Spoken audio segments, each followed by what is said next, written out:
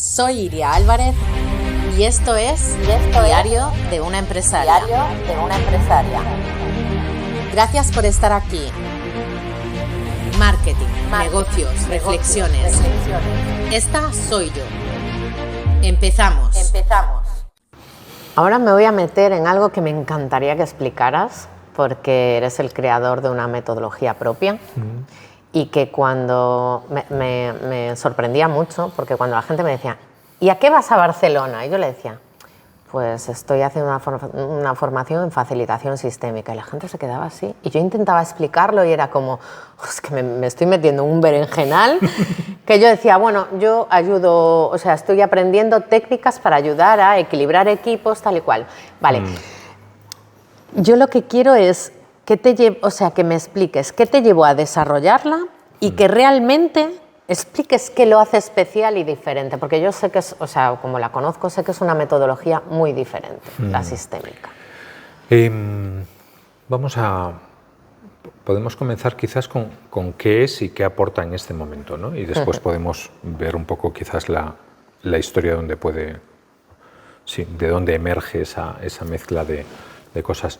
A día de hoy, facilitación sistémica podríamos decir que es una metodología, una mirada que nos permite generar espacios, tanto a nivel individual como con equipos, en el que permitimos que las cosas más difíciles a veces puedan emerger de una manera fácil, de una manera sencilla, sin forzar, lo que tú decías, sin juicio, es decir, depende mucho del desde dónde de la persona, del facilitador que se acerca o del líder que cambia su mirada, ¿no?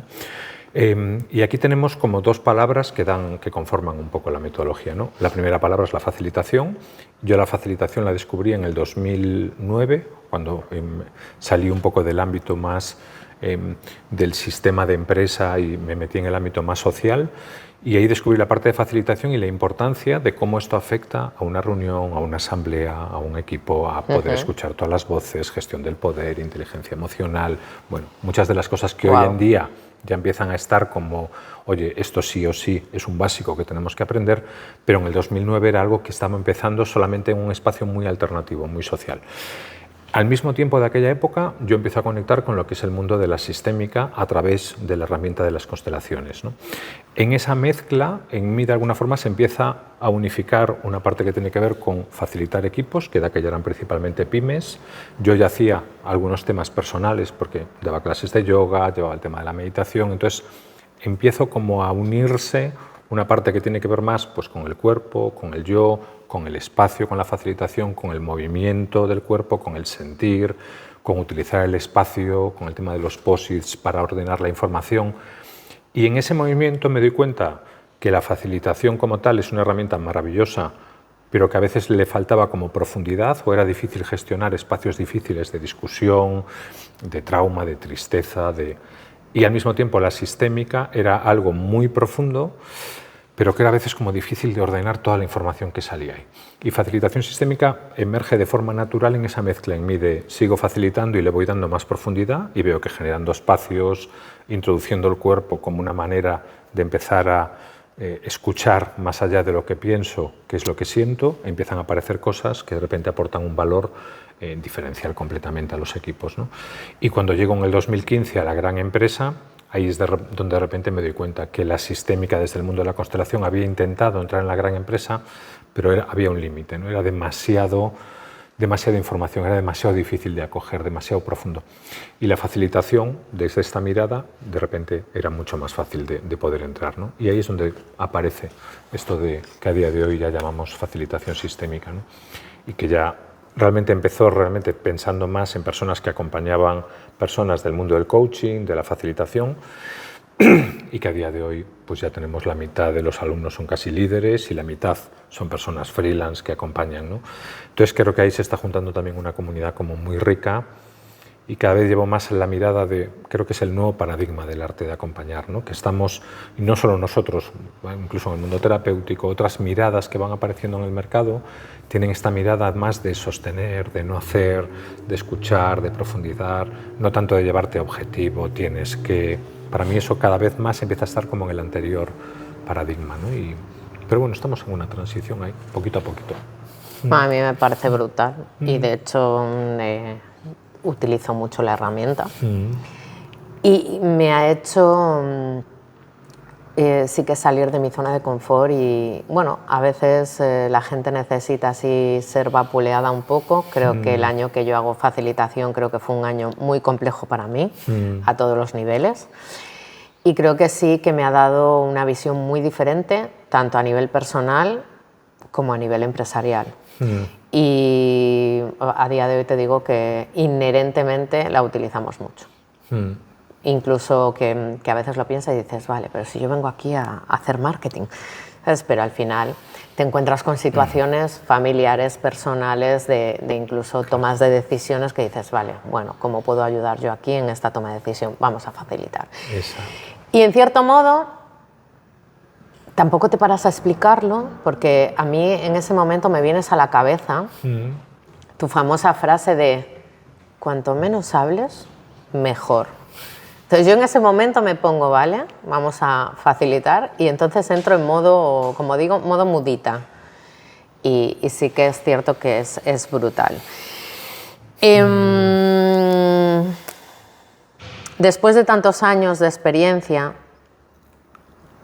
a ti personalmente, ¿qué te sigue ilusionando de este trabajo? Creo que a día de hoy y en este último año y medio he puesto un poco esa pregunta en el centro, ¿no? Y ahora mismo el propósito, ¿no? El propósito más profundo, ¿cuál sigue siendo, ¿no?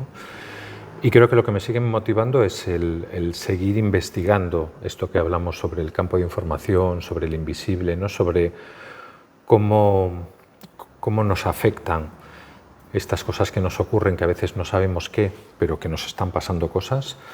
Pero también cada vez me interesa más esa conexión con la cantidad de recursos que hay en ese lugar que denominamos invisible, ¿no? Que ya nos viene desde hace 3.000, 4.000 años, ya tenemos en los principios del yoga, del budismo. Lo que yo llamo de los ajás. Claro, y tenemos un montón de cualidades y de habilidades disponibles, como nuestra intuición, como nuestra percepción. Entonces, creo que mi foco y mi propósito sigue siendo como acercar a las personas a esas habilidades, a esas capacidades de percibir, de intuir, porque creo que nos acerca a una confianza algo más grande, entender que cada uno después le puede llamar lo divino, lo esotérico, da igual, es una forma de poder confiar en algo más grande. Y creo que en una época de incertidumbre como la que estamos ahora, a mí particularmente me ayuda mucho confiar en que mi percepción o mi intuición me puede ir hablando de cuál es el siguiente mejor paso, ¿no? Sea en mi vida, sea en mi organización, sea en mi equipo.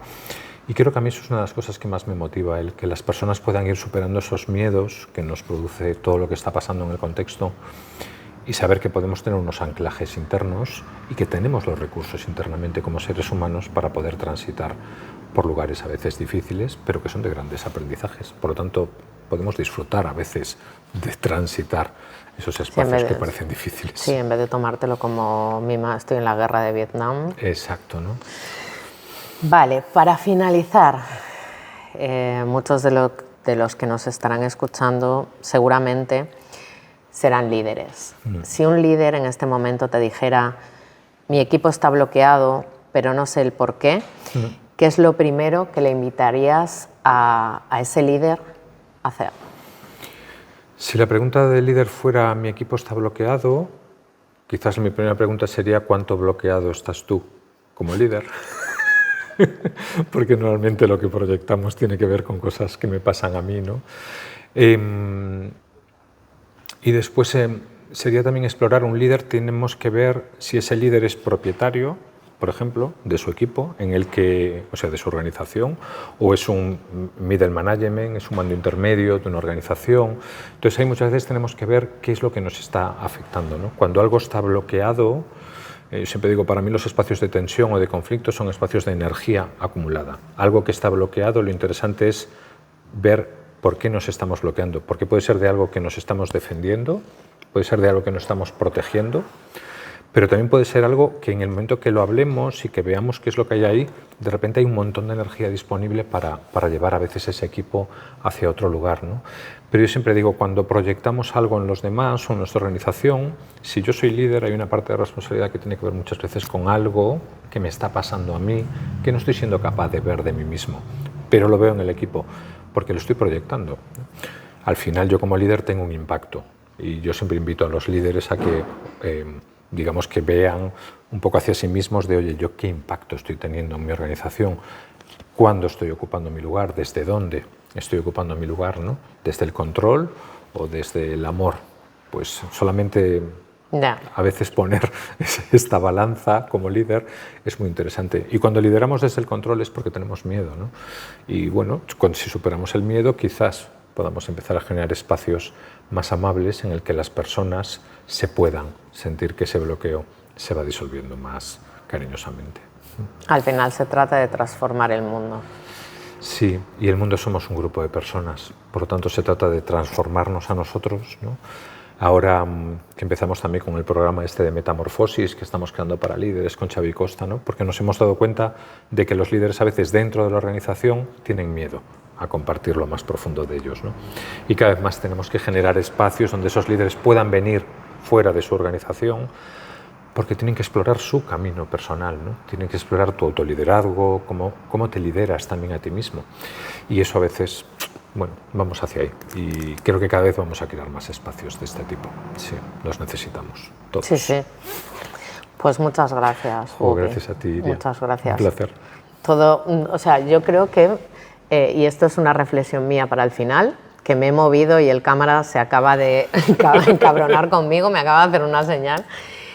Pero tengo 45 años, me he cruzado en mi vida contigo en diferentes épocas y en todas ellas me has enseñado, me emociono, me has enseñado tantas lecciones, tanto profesionales como personales, que te doy las gracias por sentarte aquí. Un placer, gracias por la invitación y seguimos caminando juntos. Ahí estamos.